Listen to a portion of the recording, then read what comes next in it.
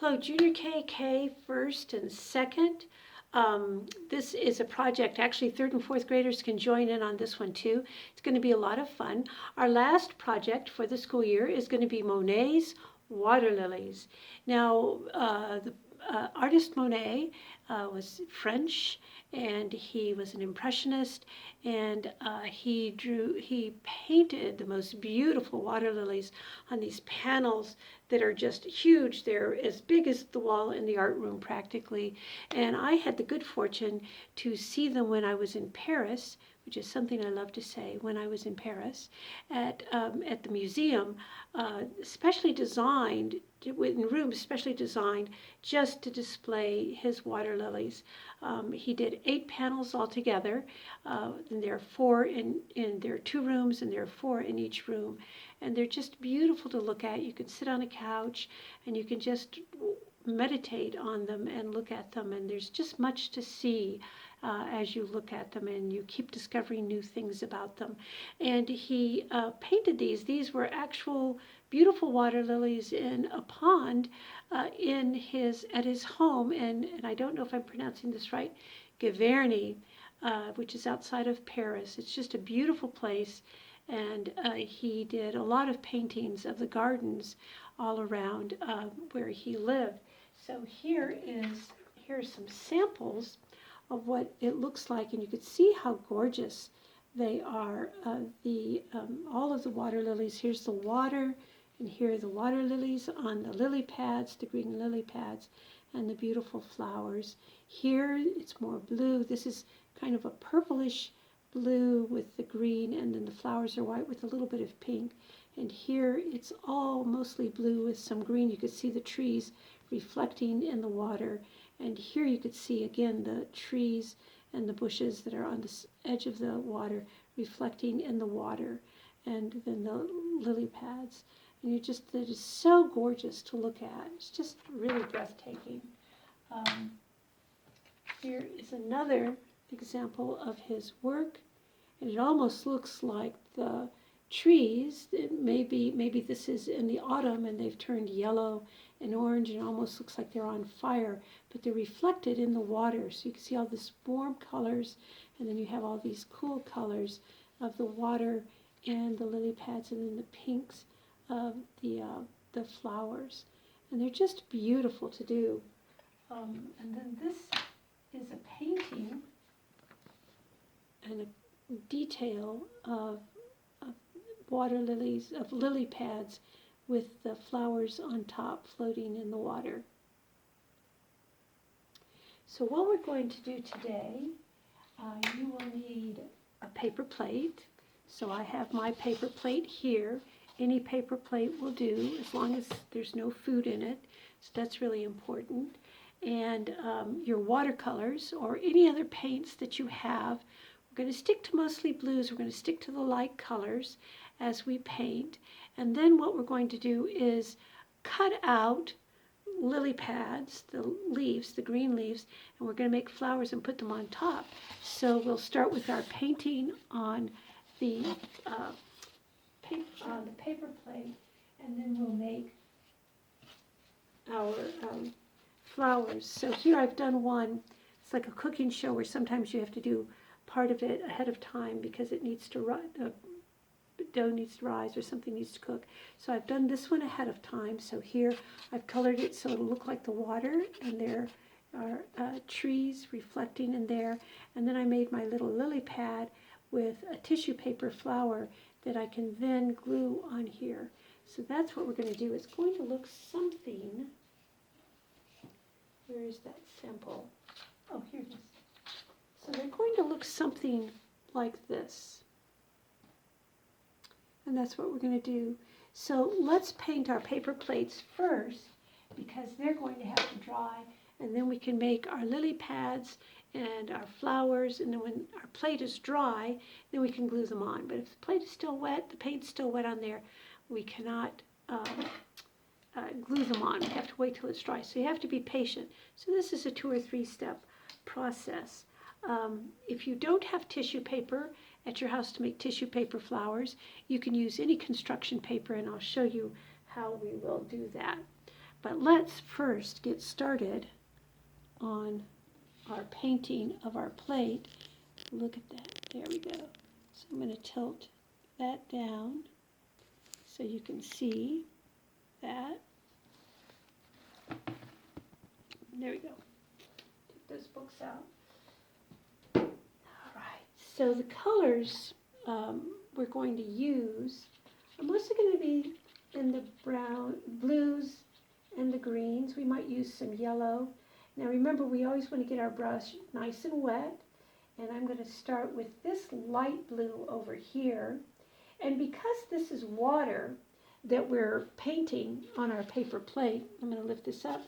We can do really quick strokes like that. I'm going to add just a little bit more water and move that paint around. So I have to go back and get some more. So you could do quick strokes, quick long strokes, or if you like, you can do quick short strokes. Either way is fine. We'll get the same effect. Now I'm not going to quite cover the whole plate just yet. I'm going to come back and add some other colors, but mostly it's going to be blue. Now then, I'm going to remember how we always clean our brush. Swish it around in some water, make sure that blue's off there. And now what I think I'll do is add some green in here. So again, I haven't covered my whole plate, and I'm going to add some greens in here. And I'm going to let it mix in with my blue a little bit. It makes it more interesting. Remember how we've talked about when something is just one color, it can start to look flat and not very interesting. This way it has what I call texture to it and a little bit more depth. And now I'm going to use, let's see, I think I'm going to try some purple. Now I'm not going to do too much because purple is a really strong color. I'm just going to use it as an accent here and there, just in a few places. This is Laura's favorite color, purple.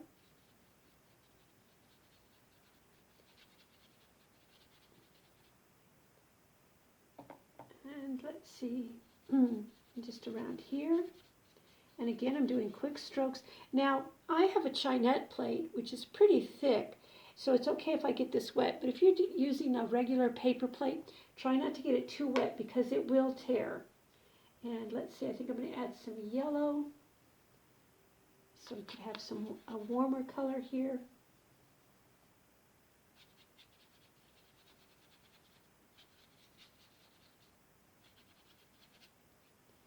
And then clean my brush. And I think I'm going to come back to this blue and just finish doing the edge and go all around the edge. And you can blend it in like that.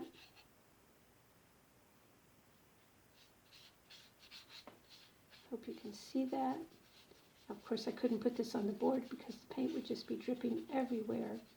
So remember, I want to make sure that when you're painting, that you're working on a nice surface and you're not getting everything in the house, your house, all full of paint. Remember, you can always put something down on the table to protect the table, unless you've got a special craft table that you get to work on. Some people are really lucky to have a special craft table. And then it's not, if they get some paint spilled on it or glue or something, it's okay. Now I'm going to come back to the yellow, and I'm going to put some yellow on the edge of my plate. Keeps mixing with that green, so with the blue, so it almost looks green.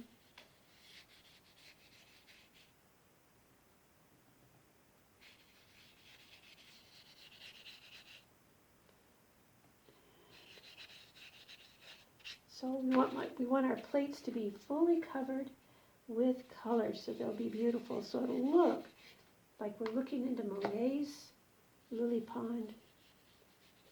All of those.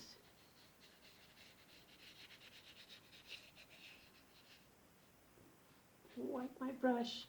I think I'm going to go back to the blue a little bit and just add a little bit blue up here. There we go. All right, so now I have to put that aside to dry. Now this won't be dry in time. I'm going to put this in the drying room, and I'm going to go ahead and use the one that I finished before. And now I'll show you. Okay, I'm going to have to move the camera and lift it up. And now we're going to make our lily pads. Now I have two pieces of construction paper. I have a light green and I have a dark green. And again, if we just use one shade, one hue of green, then it wouldn't be very interesting. So we want to use different shades because it just makes it more interesting. Now a lily pad is like kind of shaped like the letter U. So I'm going to make a U here. I'm going to make a U here. Now don't make them too big. I've actually made mine too big, but I want you to be able to see it. And then I'm going to round the edge like that because it comes around.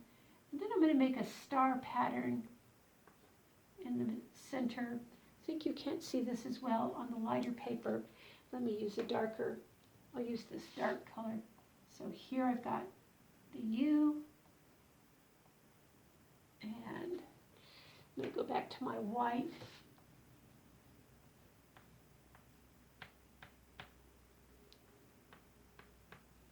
And then what we're going to do is cut them out.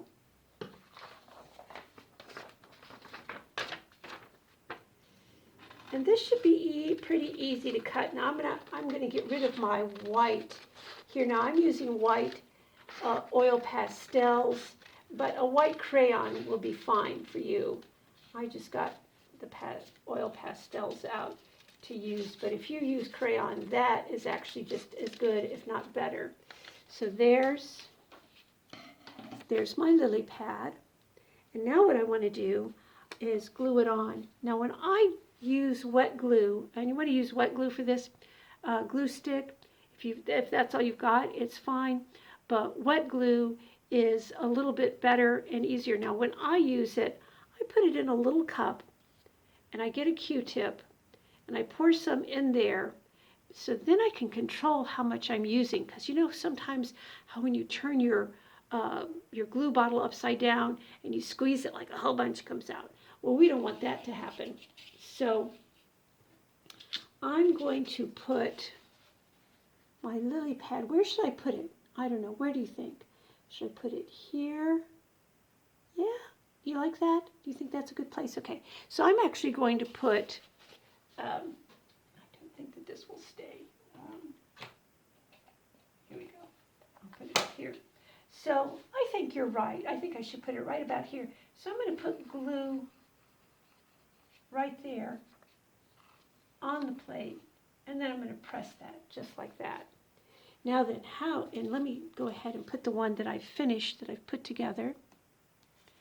And I think I'll put the other one over here. There. Okay. Nice. So this is how you can make your flowers. Now if you don't have any tissue paper, and it's really quite all right if you don't have tissue paper, you can take a piece of white paper and you can take your markers. This will be fun. And you can just do strips of color. I'm using the side like that. So that's kind of fun. Now, and if you want to just use your crayons, you can use your crayons, whatever you've got. So I'm going to make, it's almost like I'm scribbling, but not quite. I hope I'm not scribbling. I'm just making colors here and there on this. Okay. Now what I'm going to do is I'm going to cut out a circle where I've got all of my colors. See all my color I have? Now I'm not going to even draw a circle.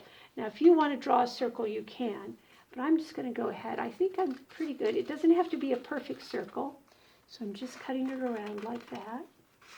It's not too big because it has to fit on top of my lily pad. So there is my flower. Now this is what I'm going to do with my flower. I'm going to fold it in half, and then I'm going to fold it again. So it's got 4 parts. And then you want to make nice creases. And then you open it. And now, I'm not going to cut to the very center. I'm just going to make a snip. A snip is just a little bit of a cut. And a snip at each crease. But I'm not cutting all the way to the center because I don't want my petals of my flower to come off. So it should be like this. Now, if you cut to the center and they come off, that's okay. Try it again. So it's okay if you didn't quite get it right. Sometimes you have to see how it's done first. So you could see that my petals are cut, but they're all together. Now, all I'm going to do is fold this up. So they're folded up together. There, kind of crushing it together. And there's my flower. Isn't that pretty? And now what I'm going to do is take some glue, and I'm going to put the glue right here, and then I'm going to press my flower on there. There you go. And now, so you can do as many as you want. Actually, I think I should do one more. I think I'm going to make this a little smaller, so I'm going to cut this one out. So we'll have a different color. We'll have two different colors of lily pads. There. Put it right there. Let's see. So again, let's see, should I put it down here or up here? What do you think? I think I'm going to put it right here. Okay, I'm glad you agree with me. I'm going to press down on that. And now, this is a flower I made before, and I did color on both sides. So now, I'm going to put my glue right there, and I'm going to push my flower up against it. Just, oops, like that.